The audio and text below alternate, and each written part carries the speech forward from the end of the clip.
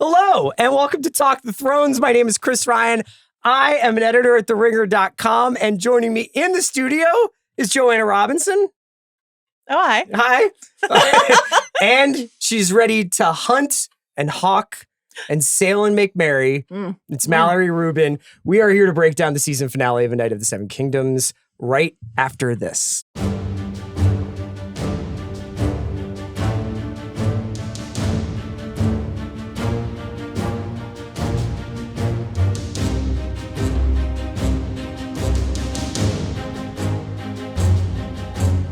Welcome back.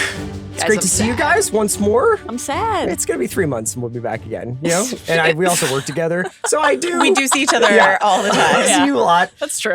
Programming reminders, you are listening to us on the almighty house of our feed, on Spotify probably, maybe elsewhere, but it's probably Spotify if you're being honest. And you can check out Mal and Joe's deep dive into this episode of A Night of the Seven Kingdoms in a couple days, or all the episodes of A Night of the Seven Kingdoms. That's right. You can also listen to me and Andy casually discuss the show on the watch. You guys are in.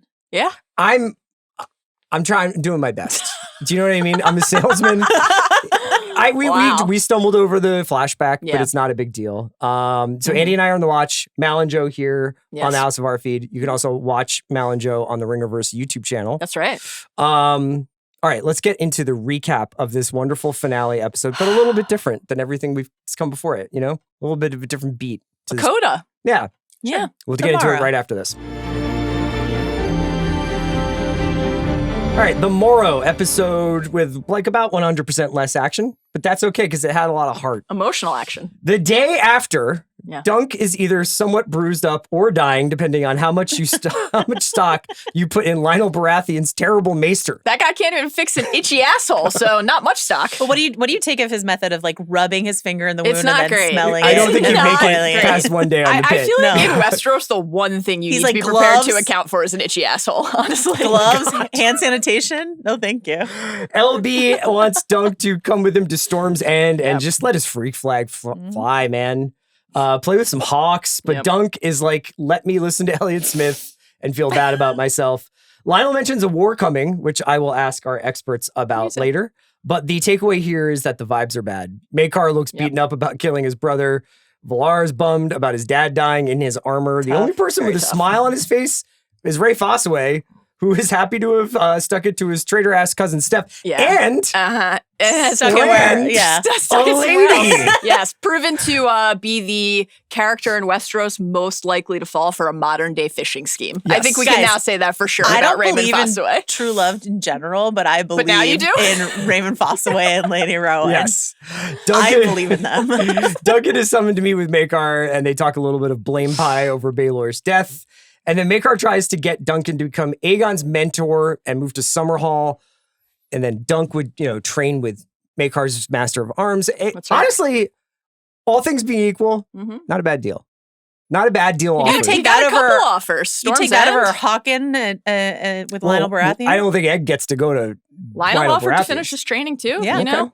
Dunk is done with princes, though, no matter who asks him. Maekar, Dunk, even in his cups, Darren, who shows up at like the post-trial feast. Wonderful new hairstyle, by the way. Yeah. Oh, ponytail. In his ponytail era. Yeah. No, that was a very important Beesbury parting double funeral. Finally got a little bit of recognition. A feeling of brotherhood is flowing through Clan Targaryen as Egg ponders finishing what Dunk started during the trial and cutting up what little remains of his sadistic brother Aerion. Too bad their dad is just sitting there in Aerion's room. Eventually, Dunk decides to take Egg on the road, unbeknownst to Maekar, who had some conditions of this apprenticeship that did not get met. He takes him away from the castles, his brothers, the cat torture. It's all for a life of inn-hopping and salt beef eating. They are free to explore the Nine Kingdoms, I guess. Look at that. Thus changing the name of this show. I hope not. The Vampire Lestat is going to be the not next like season. the Falcon and the Winter Soldier renamed. It's like the Ringer at the NFL end. draft show. And that's it. That renaming is coming next week. There is a little coda to the coda of this episode, which is basically Maekar being like, where's Aegon? Egg? Like that, basically. But it's too late because he's already on the road. Very reflective, very somber episode. Yeah. Apparently there's jazz in Westeros. They open the episode with a little bit of clarinet mournfully playing. It's like a comedy porn. It was like an episode of The Detectorists is how this episode started. After the fireworks of the previous episode, what was your favorite moment of this one? I think it's when Lionel said, wait, let me get the quote right. He says, "Will you come to my cottage this summer?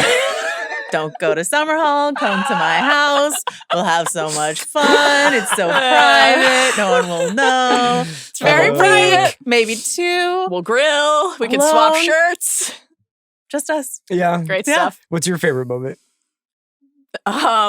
I loved it all. I thought this episode was beautiful and that the tone and mood of reflection was just a delight. I think that it's a tie for me between the conversations between Maekar and Dunk, which I thought were exquisite, and the Arlen flashbacks and this insight into the penny tree and what it represents and the way that Arlen talked about stories, which can go very right or very wrong in Game of Thrones. And I would love to circle back to and talk about at some point during today's discussion. But I thought that was just lovely. Did I feel at all directed at George? A knight always finishes his story. That would be funny if there was any note of encouragement, maybe. 2 things for me. Yeah. 1, Daniel Ings. Amazing. Maybe the highest hit rate to minutes on screen of a television character and an actor in recent memory.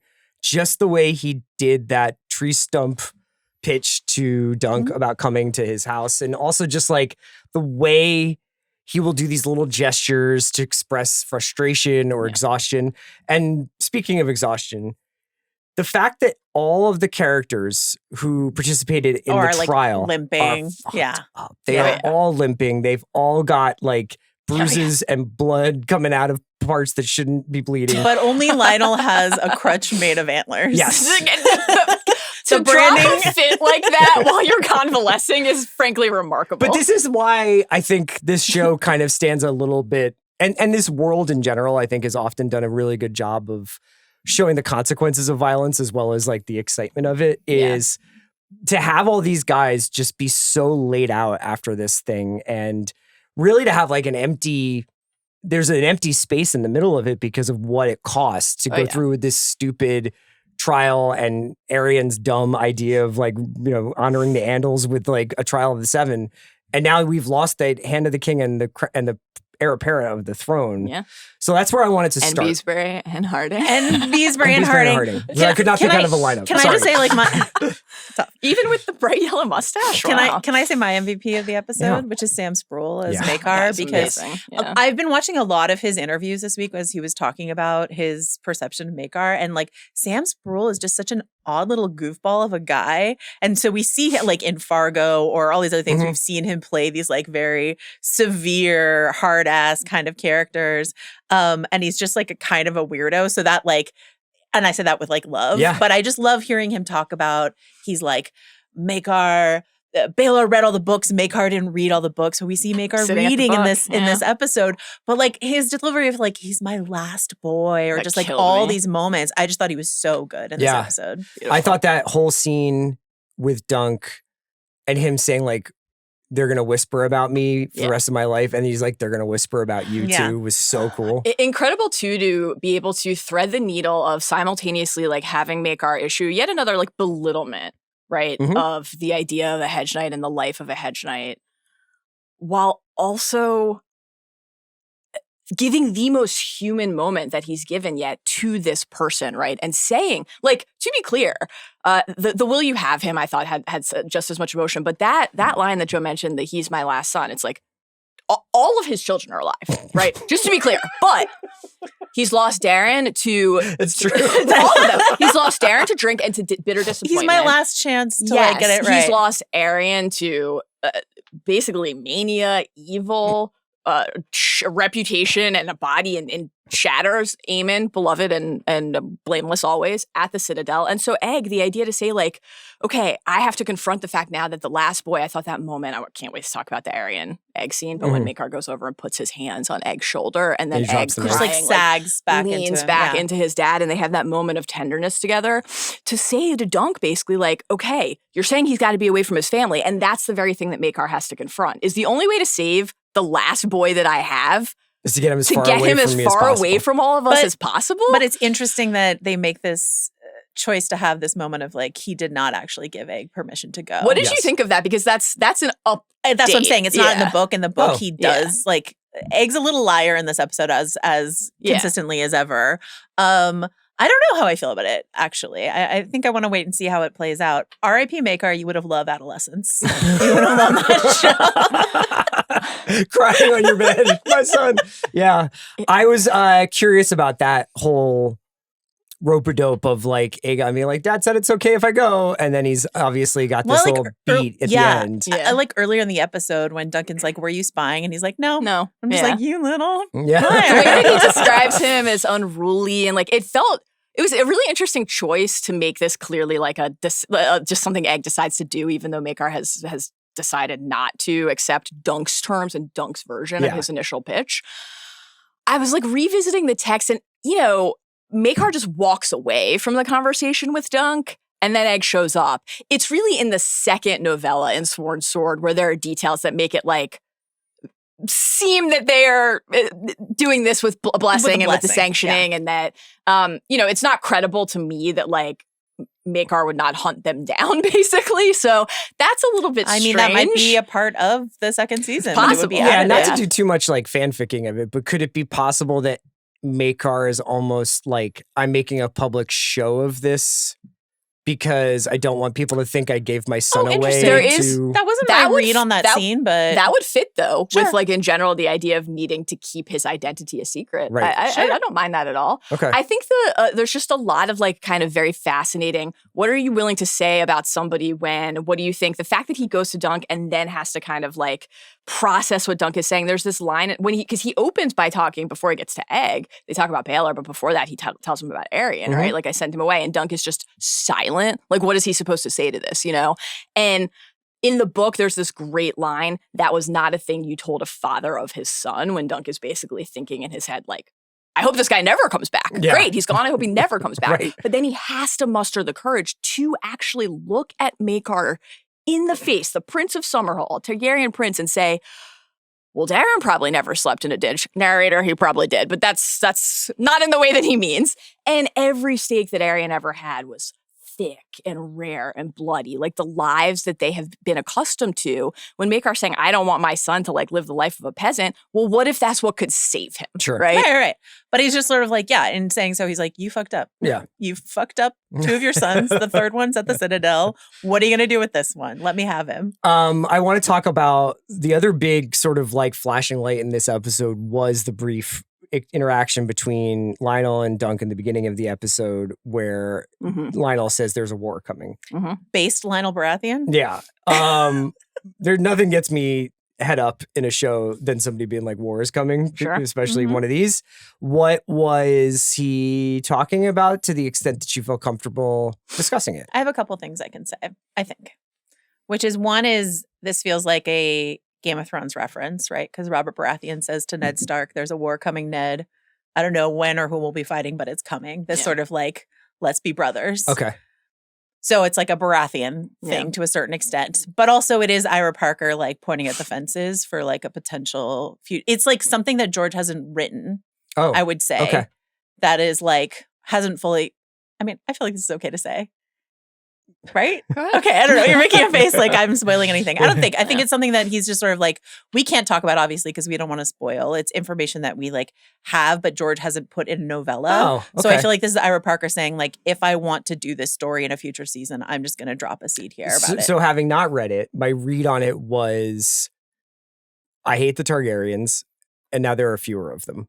Yeah. And the only good dragon is a dead dragon. Like, I mean, I think that's pretty accurate. Only so many legs propping up the table at this point. And so this might be coming to a head soon. Which was like fascinating because, we talked when Raymond said what he said to Dunk in the middle of the season about like incestuous aliens and, their black magic and shocking that Raymond doesn't understand how impregnating a woman works, given that he told us in that scene that he learned about jizzing on tits and pulling out from his cousin Stefan. Amazing that Dunk the Virgin knows more about women than Raymond. Great stuff in this episode. This is a good point. This is a good example of me not remembering television shows. I weeks ago. Forgot. It's a great moment. You forgot about that great line when he said jizzing on tits? Did he really say that? No. Or is that Finish you? on a woman's tits is what he said. So pretty close. Yeah. It's pretty close. But the shock of hearing him say that like treasonous thing out loud about there's nothing funnier than when you say something like that and then try to immediately try to get back into scholarship. I feel like it's just like this show more than any other show, it's the right place to do it because that's what they do inside of these episodes. But to hear a Baratheon of Storm's End, like a much more consequential figure with respect to House Fossaway, say something like that is notable. And to Joe's point about invoking Robert, which of course, how can it not make us think about Robert's rebellion? Who ended the Targaryen dynasty? Robert Baratheon. And like, that's a long, long, long journey from Orys Baratheon, beginning House Baratheon as Aegon the Conqueror's bastard half-brother and hand to the king and best friend. And a million things have to happen along the way. And with Robert, we all know it's Rhaegar and Lyanna and all of that. But what is the evolution of the relationship between these two great houses? Like, all of those moments are really interesting to cast a light on, but it also just gets back to the thing we've been talking about all season. Flop era. No dragons, and now the greatest knight of his age, Baelor Targaryen, is gone. So we were talking about this at the beginning of the season when Lionel was like basically wearing a crown. Yeah, which is like a dicey thing to do. Yeah. So like, I think when he says something like that, it's pointing to just a general state of play of like, the Targaryens are vulnerable in a number of respects. They were already before this. That's why they're at Ashford in the first place, to do the diplomacy and maintain relationships. The fact that vulnerability can come from outside or within, the Trial of Seven just pitted this house against each other. Yes. That matters for how people think about the fragility of that family. The Blackfire Rebellion was only 13 years ago, and the Blackfire Pretenders didn't all die. Right. Bitter Steel is in Essos right now. I actually thought everybody they might knows who Bitter Steel is. I thought that they might change. I thought they might change sending Aerion across the Narrow Sea because the Blackfire canon wasn't written yet when that was in the novella. But now, like, when Maekar sent him where the Blackfire Pretenders are, significant that they snipped Lease maybe out of it? Maybe it's possible. Keep it open on the geography front. I was going to ask about his summer abroad. What do you think? You excited? Aerion. Well, you want that season, just Aerion on the road? Think he's going to learn about himself a little? Aerion. Semester at sea. Learning a lot about himself and what he's capable of. No, I was curious about some of the places that are mentioned offhandedly because I don't know what happens in the second novella, but like this show is very, very, very strict about showing things that Dunk sees. No, an exception in this episode. A lot of egg POV. Yeah. I don't think we're. I don't think we're gonna get like we're going with Aerion on the road POV, right? Like, well, what I think is really interesting is like, and people who have read the novellas have been asking us about this. Is like a lot of the characters that are in this season aren't in the other two novellas that are published, and so like, will the show be able to resist pulling Daniel Ings come back in, or having Raymond Fossaway, who's a huge popular hit, like, are we just going to leave the Fossaways there? I mean, again, a lot of novellas, George has not written a lot of the story, but like season 2, we're starting with a basically a whole new cast of characters if they, follow strictly to the book. So I have a question because I've seen, I think because of the success of this show, and it is quite a hit for especially its budget. The debate about needing George text to make a show is kind of been stirred up again, and people are relitigating the end of Game of Thrones, and they're talking about House of Dragon and how little they have to work with. So what do you expect? He's going to have to embellish things. It's been interesting hearing the two of you talk over the course of this season, often about pieces of internal monologue. Yeah. Happening on the pages of the novellas, informing not only how you're watching the show, but just like the depth of the character and everything like that. Yeah. I'm putting you on the spot, but in a world where this is now a once a year show, so by 2028 we are done with the printed works of Duncan and Egg, correct? Yes. Yeah. Jeez. What do you think?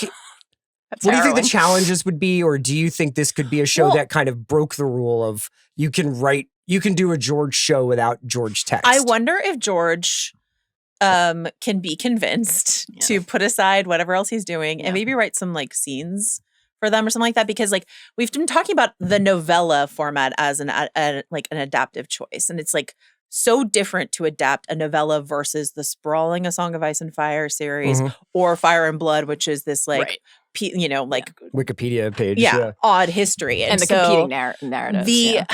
This episode is a really good example because this is a hugely expanded upon the text episode. There's like 3 scenes that are from the book, and the rest, like, there's just a ton, like all of Raymond's stuff, all of Lionel's stuff, like the being an Egg's POV, like all of this is expanded stuff. So there are certain scenes like Maekar and Dunk, which are in many ways word for word, right? You know, or Duncan and Egg, like going on the road a bit, like, you know, there are or Valar and Dunk, like there are things that are lifted directly from the text, and when you get those lines, when you get some of Maekar's lines, it just really rings.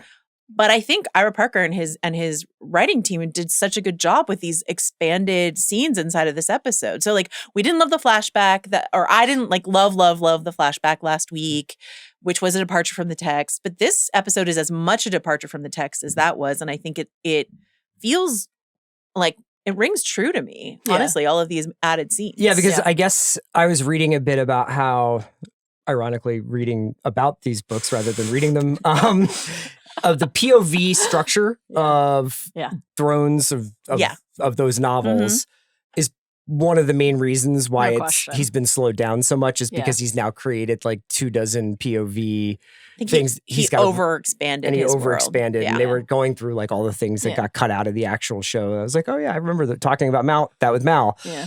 But that doesn't necessarily have like these novellas are pretty tight. They're pretty strict. They've got 2 POVs, correct? So theoretically, he could just be like, and then they do this, and then they do that, and here's like 5 things that they need to say to each other. Or whatever. Yeah, that's what I'm saying. Is like he's outlined. I think it was like 13 other. So there's 3 that are printed, and there were 13 other sort of like adventure stories that he has informed Ira Parker of. Like Duncan and Egg go to X.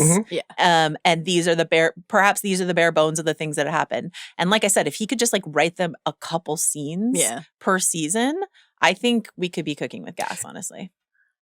Yeah, I think I agree. I definitely agree with what you're saying about the additions here feeling so true to the spirit of the thing. That Arlen flashback, one of my favorites, not a thing in the end of this novella. The Arryn, Maekar, Egg scene, definitionally not a scene from the novella because it's not from Dunk's point of view. I thought that was like exquisit and really the bee haunting. Coffin. The bee, most crucial of all, importantly, the bee coffin. Your sweet applesauce brain. That was great. That is still an expansion off of a complete text, though. And so I don't know what the exact math is of how much. I do think, though, that Ira has a feel for this world and these characters. Not just the sensibility and voice, but the heart of the thing. All of the additions have felt so core and true to the theme and like the heart that is the engine of the story that it does give me so much faith. I have been, I guess, maybe deluding myself since the end of Thrones into thinking that George would be so motivated by like seeing the kind of bastardization of the ending of his opus, you know, his great work, that it would inspire him. And I now really have felt that again this season because the positivity, like the reanimation of a fan base around this show, if there's ever going to be something where he's like, and let me keep going with this. Like, it was so over and now it's so back. And there are a lot of like canon points along the timeline for these characters that do exist. There are key events and key moments that are known. So that, and then there's a roadmap. Yeah, there's a roadmap. And like, if we could just get a couple more. They're only a couple hundred pages. I'm always fascinated with the idea of like, I mean, this is not really germane to recapping an episode of television, but I am having a good time talking about it, about whether or not he's like transcribing things that he's already decided, you know, where he's like, I know where the Game of Thrones novels are going definitively and what happens to every single character. And it's just a matter of me sitting down. No, I know I know for a fact he's changed his mind. Yeah. Like he's told people one thing several years ago and is now saying other things in the media. And that's fine. He's allowed to. Change his mind again because he didn't like the way the show ended. And that's like how writing works. You discover things as you go, you know? And so it's just sort of like he shouldn't be held accountable for exactly what he said 5 years ago about what was going to happen to a character. That's not how like art works or whatever. But for him to say now, for him to come out this year and say like, well, I never intended this to happen in A Song of Ice and Fire. And you're like, okay, George, write it then. Yeah. I mean, he's like, I might kill that guy who lives, or I might let this person live who died. And write it, you know. Be interesting to see what he does with it. Yeah. I'm trying to think if I had anything else specifically. You said that the Valar scene was in the books? Yes. Lovely scene. God, that was sad. Fathers are supposed to watch their kids die in their armor. That's added. That's added. There you go, Great Ira. Cooking. But I love so in the text of that scene, which is like and then echoes into Dunk talking to Maekar about his foot versus a prince's life and all of that, which is a hugely famous part of this story. So good. But thinking about Valar talking about what a kind of king his father would have been. And now Valar is heir to the throne, right? So he's like, it's on me now. I have to be king. When my father was this sort of, he was the hammer. He was this great thing. He's Baelor Breakspear. I'm just Valar. The young prince. I've just got this one patch of white in my hair. Who got sunned by Aegon at the tournament. It's true. Sure did. But back in October 2022, George R. R. Martin did like a Q&A with Random House for his fans, and they were asking him like, what is a minor, this has been resurfaced this week, but like, what is a minor moment that changed the course of Westerosi history? And he said in 2022, the death of Baelor Breakspear, who was next in line to the throne, and I think would have been a very strong and very competent king who dies to defend the honor of an insignificant hedge knight. How is Westeros history different if Baelor does not die? That would be very significant. So this is like, as we were talking about, like the tourney at Ashford Meadow is famous forever because this is where Baelor Breakspear dies, and the history of Westeros is forever changed because whoever, as Maekar says, the old king he's old. And there's a line that's cut from the book that it's like, Valar's next in line. People aren't going to be as excited about that as they were about Baelor. So, and that's forever going to be on me and on you. There's only one solution I can see. What's that? Multiverse. Oh yeah, great. It's gone fine in every other What if every other Baelor story. lived? Spider-Man goes back in time to save Baelor. Damn, hold on. That's a pretty good idea. You're onto something here, man. Reach out to George. Yeah. He's got time. I love the way that in like the really macro broad sense, just the whole history of Westeros. We talked about the description in Darren's dream, like the wings, casting this massive shadow over the meadow. So the quote Joe shared, then you have something very intimate and specific for every person. Another thing that like that foot idea, the people will whisper this thing that ties Maekar and Dunk. You have what Valar says to Dunk. You have this conversation with Maekar. Like the fact that Maekar is like so torn up and tortured, and you can feel the love for his brother, you can feel the regret, and you can feel the shame, just as you can feel Dunk's shame. But there's also this, like, again, I think really human element of, and every time someone goes wrong, they're going to say Baelor would have done better. Like Baelor from the grave, his shadow looming large over all of them, his presence and his might is so hefty that it's like, how can any of them hope to exist in its shadow? And then the question is like, well, what do you do if you're Maekar and you're like, man, the gods know I didn't mean to do it, but like people are always going to say that I meant to do this thing, right? You have that line from Lionel to Dunk, come here and I'll love you like a brother, or don't, fuck off and I'll hate you like a brother. And that's a through line of the season. Love your brother, hate your brother. You have Maekar and Baelor. You have this amazing Arya and Egg dynamic. Cut him with a fish knife? Yeah. I can't wait to talk about that. That gave me chills. the like, this element of that knife's edge, fish knife and flies otherwise, that you're always on with the people closest to you. And like, if you're Dunk and you're carrying and you're saying, well, like maybe one day will come when I have needed that foot. What do you do with your shame and your guilt and your despair? In the book, he's thinking of his scar and he's like, he can't ever look at the scar without thinking of Baelor, ever, right? And that's like really sad and heavy. But does he let the guilt lead him to despair and destruction? Or does he find purpose in it? Can he find meaning in it? Can he say, well, like, if I had a foot and I had my hands and I had my teeth and look how I saved Tanzel. And there's a little bit of a one must, need not intend harm to do it element to it. Another theme, but there's like okay, I helped. I was able to help. And so now I can choose to help again. I think also you mentioned both Lionel and Maekar are like, come to the cottage, come to my cottage. and good. We'll train you. And I feel like Maekar saying, oh my God! I really love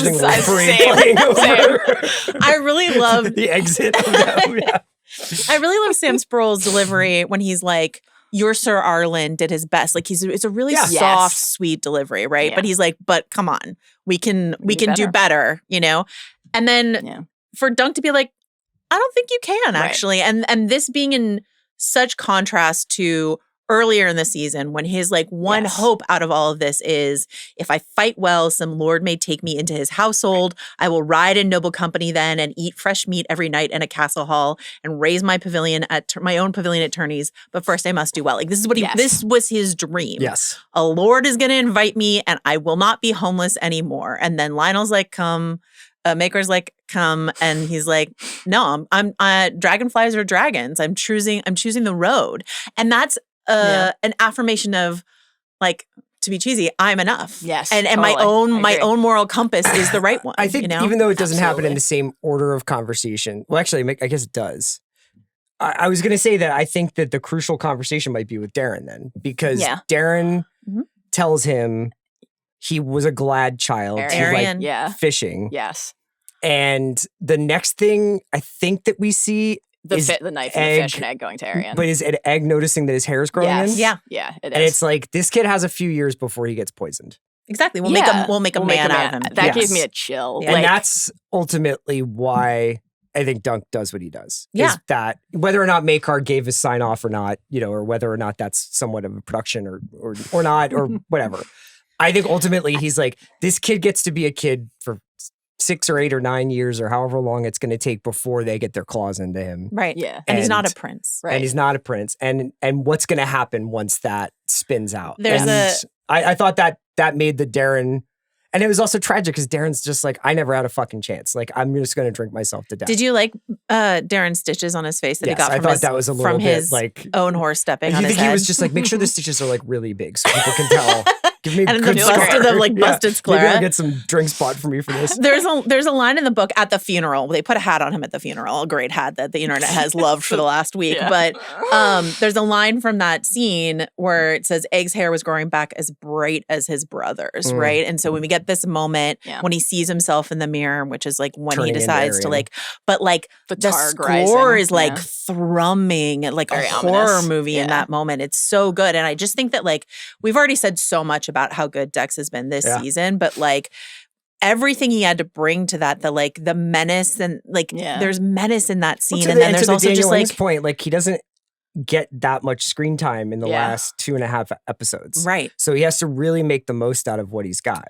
The fact that when he's tapping the hair and seeing it, you can feel the terror, right? It's like this thing is rising inside of me that I don't want. Absolutely. And when he said to Dunk on that window bench earlier, like, maybe you're not the knight I thought, it's like he sees the person, you know, think of him on the hillside earlier in the season, like, I think I could be quite happy in a place like this. He is able to recognize, even at that age, that there is a path to him being a better version of himself, and it's not with these people. I thought that this Arian scene, picking up that knife, going in, the tears pouring down his face, that ominous score, this is such a there but for the grace, off the heels of Darren saying, I'm sure will make a man of him. So this inevitability in what Darren says there. Arian loved fishing. Which is something that Egg has said. Fishing. Yeah. He was a glad child. Like, we've talked about that, the way that Maester Aemon described in Game of Thrones when he's thinking back to his brother Egg, the jolly child. Like, this language is really intentional to draw this parallel. So it's like, there but for the grace of what? Of a hedge knight, there but for the grace of Dunk, and Dunk pulling Egg into, like, it makes me really emotional. Like, it's the fact that this, like, chance meeting, I just thought this episode was great. And this is great. The episode's really good. I just have some beautiful. We're gonna have to save it for the deep dive. Sure, but I just have some questions about some larger points that the show is making that slightly, I think, undercut that, but we can talk about that. Do you mean in terms of what? the text itself and like future stuff about George R. R. Martin stuff, or just like I think if it's not, I think the fortune teller stuff. Yeah. I think there's just some stuff that some track that they're laying that is not in the book that I'm just sort of like, that sort of changes this but Dunk saved Egg but sort of idea. I think that makes it richer. Because it's like, if it's just like everything else in a George story, it's complex and it's nuanced. And like, if the path to any choice or any decision that you make in your life is simple, then it's probably not going to be interesting for us to watch. So I think you know that I'm not asking for it to be simple, but I think they're like, it's just a different message than the one I always got from the novellas. Yeah, and that's the interesting thing about what happens when these shows break contain. Which is like, if something's getting 13 million viewers a week, that's probably a larger slice of the population than have read the novellas. And we saw this happen with Game of Thrones. No question. Maybe not in ways in which it broke away from like the doctrine of the books. But I think different actors brought different things to different parts, and people were like, we should probably like keep this guy on screen a little bit if we can, you know? And no question. So I to your point about earlier about like this incredible ensemble that they've put together who aren't really supposed to be in the next season, that is a really interesting question as to like whether we'll get any Sam Spurrill or Finn Bennett or or Daniel Ings, or could we get Birdie coming back like Garrett Dillahunt in season 2 of Deadwood or whatever? Just with a recast bigger him. beard. Yeah. Why not, man? HBO's done it before. Flashbacks. If you could pick one side character, is it your guy Arian Brightflame? Who would you most want them to sort of I put think I in got season it. 2? You know what I mean? Oh, like yeah. I love him, but like I don't know if he's gonna be like become like a big reader. I assume you want the Rowan Raymond spinoff immediately. Oh, I want Lionel. Naming her Rowan bizarre, given a central character's name and I think second it's a season being different- Rohane. Could they stop at Storm's End on their little adventure? I mean, at some point. Yeah. Sure. At some point. Yeah, I mean, only 9 I think kingdoms. Lionel will return in Avengers Yes, Doomsday. Like, don't worry about Let it. me ask you about this 9 Kingdoms thing. Was that funny? I mean, I was just kind of like, is this just one of those things where like, I don't know. I'm trying to think of like an actual real world comparison of this, but where, you know, a conventional wisdom or just like the phrase is 7 kingdoms, but it actually is 9. What happened there? The well, actually, I believe, correct me if I'm wrong, is that we like don't count Dorne. Right? Usually, because Dorne has not always been part of the 7 Kingdoms. And then we usually allied the Iron Islands and the Riverlands. Right? I mean, Dorne in the fold now. Egg, as usual, fact-checking and educating Dunk, I thought was the nice element of this. Like, the fact that Egg right away is like, I've got some stuff to teach you. I think that the, like, kind of Night's Watch vows equivalent of, like, realms of men, you know, reminding Dunk or the reader or the viewer of, like, well, you know, do you actually even understand like who you're supposed to protect or help or serve? What was interesting, the changing of the word mark I thought was kind of hokey. I didn't like that. I just thought that it was like, I thought that was for the like nerdy fans, right? Who have always been like, I mean, why is it? You get that from the conversation. Why is it like making the 7 when it's And it's had a tongue-in-cheek attitude, you know, like from pooping sure. after the Game of Thrones theme or whatever. It's had a pretty tongue-in-cheek. I wonder how many people are going to get PTSD thinking back to the 6 Kingdoms from again the Thrones finale. You know, anytime we mention the exact number, it's going to make us think of that. Tough. On that front, on the Thrones finale, when you know, famously, the showrunners had Tyrion insult an entire viewing public by invoking the power of story after shitting on our collective goodwill for 2 years, with a couple notable exceptions. You know, we love the episode called A Night of the 7 Kingdoms, for example.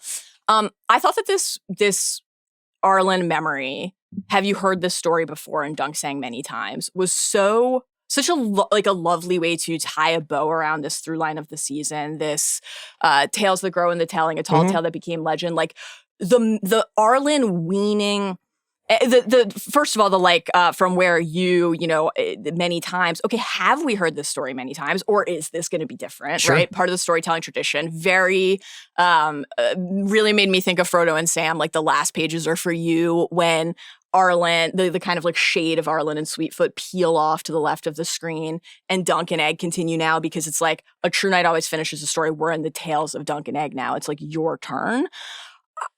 The fact that Dunk was kind of weaned on these stories from Arlen, including about Baelor, right, as we know from earlier in the season, and now Dunk is that story for other people. Like Joe said, what happened here at Ashford is codified as myth and legend. This like story that will be shared and passed on is such an incredible like pivot point to think about, not only in his life in this relationship, but in the history of the canon and also this fictional universe. I just think it's like a great way to kind of connect it to something beautiful like Old Nan in season 1 saying to Bran, like, I can tell you about Sir Duncan the Tall, right? But then, you know. And Snarks and Grumpkins, whatever you prefer. You know, one of my favorite lines that George has ever written is an Old Nan line, like, my stories? No, my little lord, not mine. The stories are before me and after me, before you too. And that, when Thrones gets that right with Old Nan or with this, in this finale here, it is not only a beautiful thing inside of this world, but like for me, it's like this is why I love this shit. It's getting to like the sort of thesis of what you're doing. Yeah, and then you had the Tyrion thing on the other end of it. So I felt like this was a return into something kind of sacred. Yeah, and I just really appreciated it. 2 things. One, in that flashback, we get like confirmation that Dunk was never knighted, which we never get in the books, right? Yes, big. And like they're sitting there, the storm is breaking. Like this is the night he dies, you know. So like this is it. Very Harper Stern of Dunk to keep that keep that a secret. I don't know if you recall in the final season of Game of Thrones, but I honestly might not. Great. That is one that has gotten a little. Well, this is about memory and forgetting. Yeah. Danny kind of forgot about the Iron Fleet in the final season of Game of Thrones. George R. R. Martin kind of forgot about Sweetfoot, and they righted this wrong because, like, in the book, Dunk sells Sweetfoot as he does, and then that's it. Sure, he's like, feed her some oats and some apples, and he never goes back for her, and she never shows up again in the story. Yeah. And so the fact that they're like, she went upstate to an orchard with Raymond Fossaway, and she's just gonna eat green apples. What kind of apples, Mallory? Green apples for the rest of her life. I love Sweetfoot, so I'm thrilled to know she's in a great home with Raymond and Red, now Rowan. But I pray for the structural integrity of Sweetfoot's gums, because green apples are green apples are fucking disgusting. What's wrong with green apples? I like them cooked in a pie. Okay, but you could have a Honeycrisp or a Pink Lady or a Sugar Bee, and you're going with a Granny Smith. What triggered is I remember you also listing apples at me. Yeah, there are a lot. I promise you I've heard delicious. Here's a question I have for you, Chris, and maybe you could be the arbiter of this. If Mallory has gone on this green apple rant so many times in her life, if this has been such a key part of our friendship that she has a red apple tattooed on her and I have a green apple tattooed on me, would you say that she is not allowed to claim Raymond Fossaway of the Green Apple Fossaways as her own? I'm not allowed to like the character? Well, I just because think he's made a terrible choice about, and green is my favorite color, so I think a green apple's beautiful. Look at it. I think it tastes like shit. I may side with Joe a little bit here. You know, tough. I could see. I would suggest then writing into Raymond and saying maybe you should change your garb because he's still wearing or an email address. Probably. Yeah. He's wearing red apples still. You know that they're camping. Yeah, I know. Been she's home like yet. pouring out the. She's pouring out the bedpan. She's wearing his shirt. We don't have a lot of clothing to go around. Man. We're traveling light. He's definitely going to have. Next time we see him, you know he's going to be in head to toe green. It's my favorite color. I love green. Speaking of green, yes, yeah. Why don't we talk a little bit about House of the Dragon, which is coming up next? Team Green, your team, your faves. The trailer for the third season dropped this week. We are now in a world where we only have to wait 3 months until another Game of Thrones show comes on. That will go for this is Casey Boyes' dream of 2 spring. months, so we'll take us into almost the fall. Yeah, and then theoretically, I think we'll be back with Duncan and Egg. I would imagine. I don't remember if Casey was talking about the pit in that regard. So I imagine if I had to guess, we'll get Duncan and Egg in a similar-ish time next year. That's wonderful. What did this show do to your level of anticipation and also concern about House of the Dragon as a project and as a returning television show? So I should say, in case people are curious, we are going to do like a full deep, exhaustive deep dive. So this is just like sort of a trailer check-in or whatever. But we were actually talking to Sean. Have you done one about Mandalorian and Grogu? We have not. Okay. You're not allowed to listen to it if we do, because you said you're not going to be engaging with that film. Baby Greedo is in it. You're not going to be engaging with that film. So I'm not engaging with the film, but I'm talking about it every week. You're going to refuse to go. You're not going to see that movie? I don't know. Yeah, my wife really likes Grogu. That was my first thought. Yeah. It's like, what about Phoebe? She like doesn't even know it's coming. Can I tell you that I did write down a Grogu note in my notes for this episode? Because you remember when we got in a little bit of a fight when I said Grogu wasn't a character, he was an accessory? Yes. Which I still feel is true. And like Aegon is just such the complete opposite of that. Like Aegon is like, what if Grogu was actually a character? Do you know what I mean? He's a human co-lead of the they show. could have like subtitles. The movie's called Mandalorian. A green co-lead of the movie. The movie's called Mandalorian and Grogu. I would say that Grogu has even more expressive eyes than Egg. Bullshit. Anyway, if he's telekinetic, he can teach himself how to talk and then start expressing his interior I want life. them to hold off as long as possible on full sentences from Grogu. Let's have him cooing for as long as he can. We were talking in fantasy about the Hot D sort of anticipation last night. And this is something we were talking about, which is like he prefers this show, and a lot of people are saying they prefer Night of the Seven Kingdoms to House of the Dragon. And I was saying, I think it's easier. I mean, there are many ways in which I think this show is executing on the highest. The Night of the Seven Kingdoms is really executing on a high level.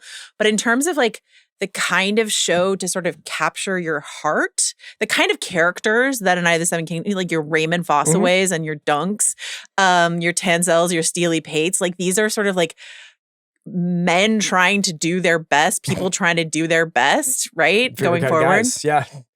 we had some of those characters inside of Game of Thrones, like your Brienne, your Pods, your et cetera, et cetera.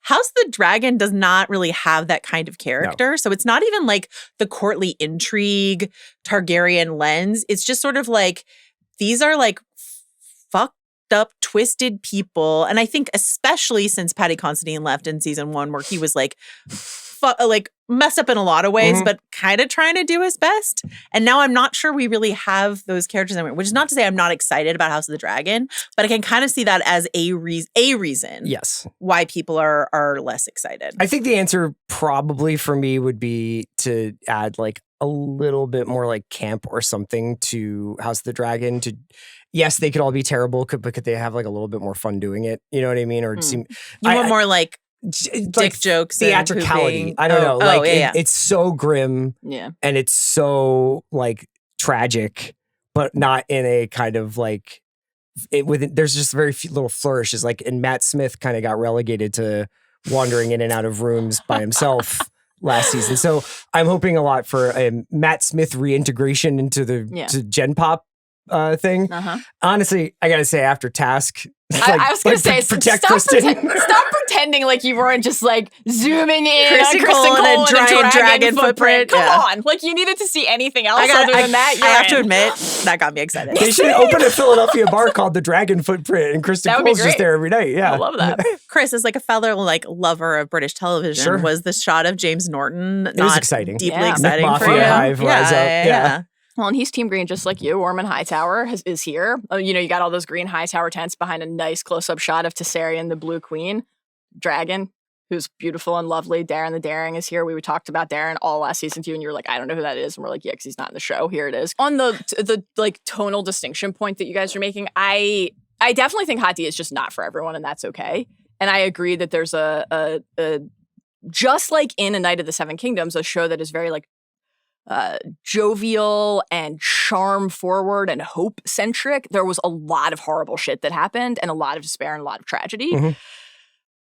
I think that you're right that there's a way to inject the opposite into Hot D. I kind of am like, and my hope, what I feel personally, but my hope maybe for the masses is that like, it's fine if people don't like Hot D. They don't need to be talked into liking it.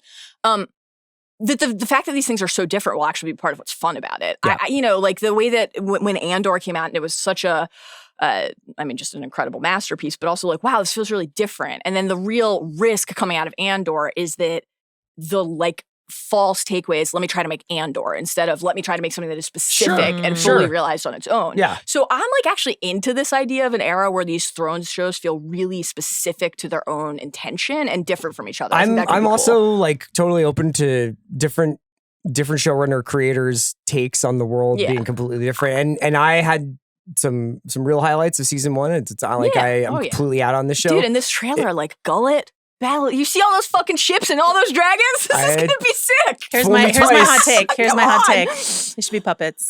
All of them. All the dragons should be puppets. I miss the dragon puppet in this season of television was very good, and I think that you are you should officially float it as a way to just make these seasons quicker. If they're all puppets.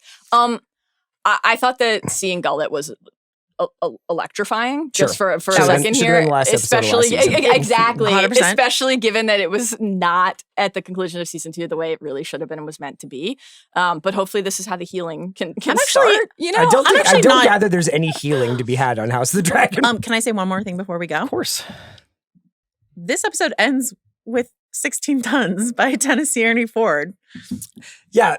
The music didn't take me out. Pro-labor bop. Yeah. Like a very strange, like I was trying to thematically, is it just the point that like Dunk is big and he carries a lot of things? Like, I don't, like that song is about, I owe my soul to the company store. It's about being like a coal miner who like, is in debt forever to the man. Like I was having a hard time. I'm sure by the time this comes out, Ira Parker will have given an interview or Dan Roman will have given an interview about why they did it. But I was just like, I'm not anti it. And I'm not anti a more modern needle drop at the end of the season. I was just I love that song, but I was having a hard time connecting it. I wouldn't overdo it if I were them with the needle drops. Maybe like at the end of, in the finale of every season. Yeah, there's the like Wire one. style. What do you guys think Aemond is listening to as he sits moodily on the Iron Throne? What are his preferred needle drops Nick at this Cave, point? Late period Nick Cave. Okay, well, we can wrap it up there. Man. It's been such a pleasure. I can't wait for the deep dive. Curious how much I'm going to keep myself in a little terrarium of ignorance about this show. What's your Google Wiki? Well, plan I do feel like I did too much of it with HOTD. Looked at too much stuff. You know what I mean? And now I'm kind of like, well, let's just see how this plays out. I just really enjoyed going into this and being like, swept up in the wonder of it, and not looking to see like, oh, what happens to this guy and what happens to this person. Well, and do you feel like you have the luxury of staying patient because you know you're going to be back in the world so soon? Like you're not going to have to wait 3 years. Doesn't that help? Yes, I can stay patient. Also, I've got a lot of other reading to do, But none by George R.R. Martin.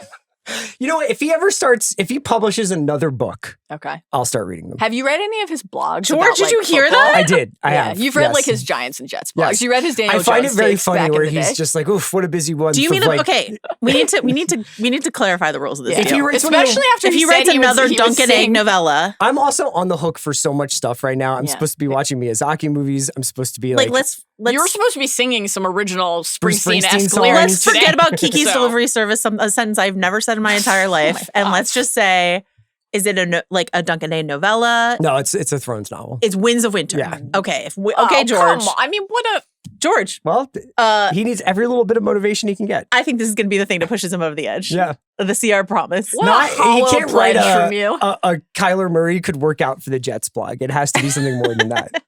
Kyler would be an interesting Jet. What do you think Sean would think of that? I think we should end our season-long discussion of a beautiful television show with Kyler Murray. Feels right. Very ringery. For Joanna Robinson, for Mallory Rubin, I'm Chris Ryan. Thank you so much to everybody who's worked on this show and helped make it what it is. Thanks for everybody for watching us on YouTube and on Spotify and commenting. Carlos, Arjuna, Jomi, Sarah, the whole crew. Legends. Thank you so much. And we will be back with you, I guess, in the summer for Guards of the Dragon. I don't know why I said it that way.